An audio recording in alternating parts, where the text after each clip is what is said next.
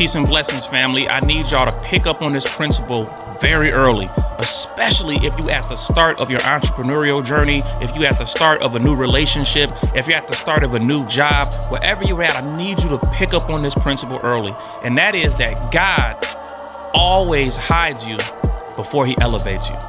I'm gonna repeat that so you can follow me one more time. God always hides you before he elevates you. See, so you got to look at the seed, right? A seed, it gets planted and then it starts working underground. It's got to build its roots up. It's got to build its strength. It's got to be eating while it's underground. Everybody wants to become an overnight success. And you can become an overnight success, but that night is at the end of a long period of not being seen, not being visible, not being the person that everybody sees, not being the person that's out front. So I need you to understand something. Understand a great principle. If you want to get rich from doing what you're doing, I need you to understand that before you get rich, you're going to have to put in some work. You're going to have to work on your craft. You're going to have to do the things necessary to grow that little tiny seed that's in the dirt. That seed that one day is going to become an oak tree. That seed got to put in some work. You got to put in some work. You got to understand that you not having the things that you want right away is for your own benefit. If you blossom too soon in the wrong season, imagine a seed blossoming, but it's still winter. You're gonna lose the seed that you planted because you came too soon. Many of us, we want the money, we want the accolades, we want the recognition, but we haven't done the things to secure those. Money is the last thing that comes. I remember on my personal journey getting all kind of awards.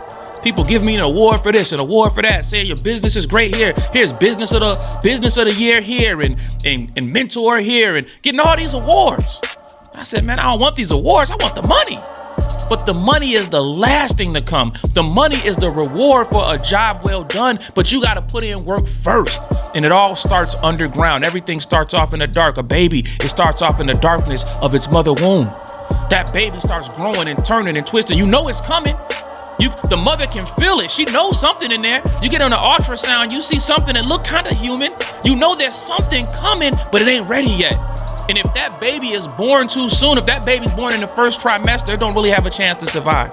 If that baby's born in the second trimester, it don't have that good of odds to survive. Maybe if it's towards the end of the second trimester, but in that third trimester, the closer you get to that 9-month point, that's when that baby is gaining more and more strength to come to life. And you are the same way as an entrepreneur or as a leader or whatever it is that you do. You're the same way, but you got to be ready to go through the difficulty of being underground. I'm going to share one more thing with you. I heard when I was coming up that the difference between diamonds and coal,